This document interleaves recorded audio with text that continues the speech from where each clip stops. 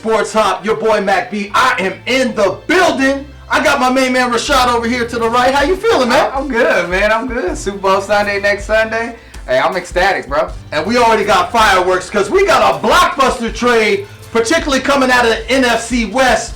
The Rams have officially parted ways with Jared Goff. They sent him off to Detroit for Matthew Stafford. And Rashad, I'm not surprised by this at all because we were talking about the relationship between McVay and Goff, and I told you that, they were kind of on thin ice because I honestly feel like McVay's system does not complement the skill set of Jared Goff. So it's not a surprise to me that they moved away from Goff. I actually like the move for the Rams, provided that Stafford can stay healthy.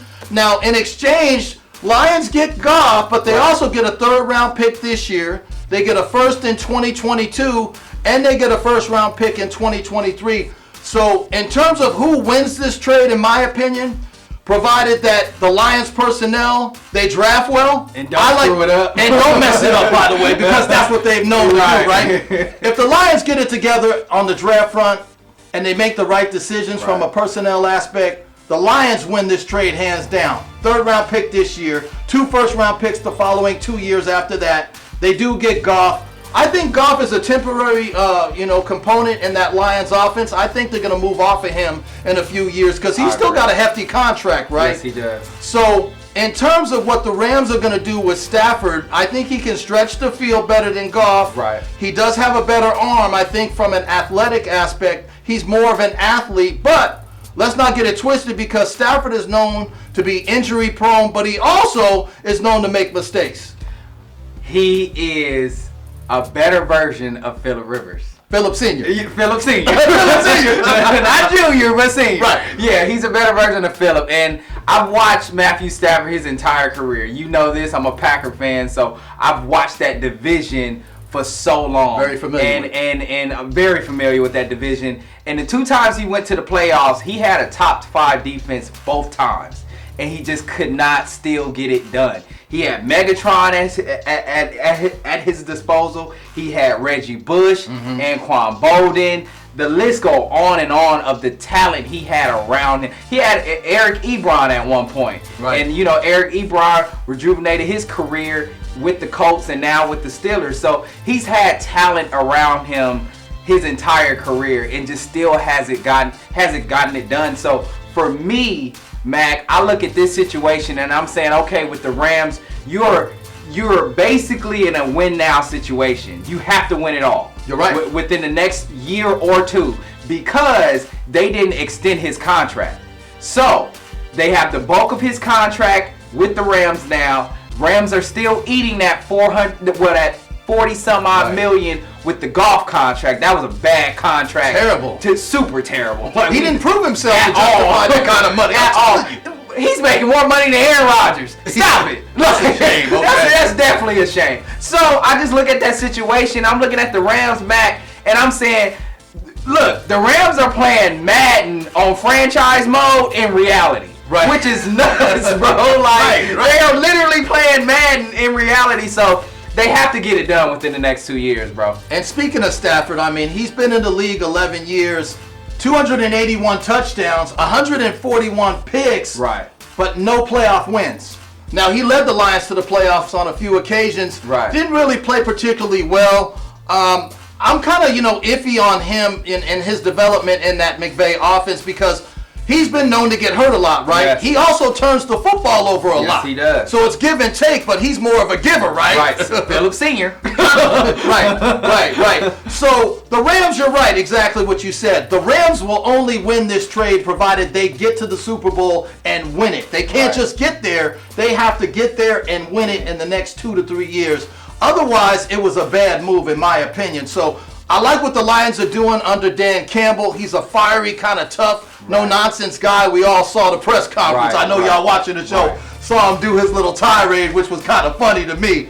But, bottom line is Detroit's trying to rebuild, right? They're trying to rebuild. They're trying to get it back together. They've been in rebuild mode for the last 20-plus years, if you really look at it. You know what I'm saying? Detroit has. So let's see if they can get this rebuild right. We shall see what happens. I mean, over the last 4 seasons in defense of Goff, even though I'm not a huge fan, 42 wins as a starter, Rashad. Second best in the league, okay? But the QBR dropped. From 2018, he was at 64. It dropped down to 54 between 2019 and 2020. Record at that time was only 18-13 as a starter.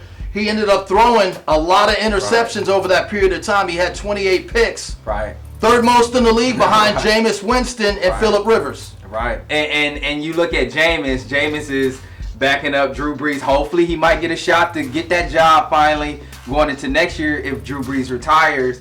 And then you look at, you said Phillip Rivers, right? Right. You look at Phillip. He's already retired. He's already retired. So now Goff is the odd man out. And we're going to see what he does. From that 2016 class, every quarterback has either been benched, traded. You know what quarterback hasn't? Dak Prescott. And Good old Dak. Good old Dak still Right. hasn't gotten the deal done.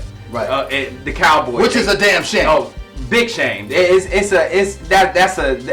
is so awful that the Cowboys organization does not lock this man up for the long term, because if you look at the landscape around the NFL, franchise quarterbacks are hard to come by. Very hard. They're very hard to come by, and you have one right here in your grasp, and you continue to, twiddle your fingers in a sense. Play with this man's money and play with this man's career.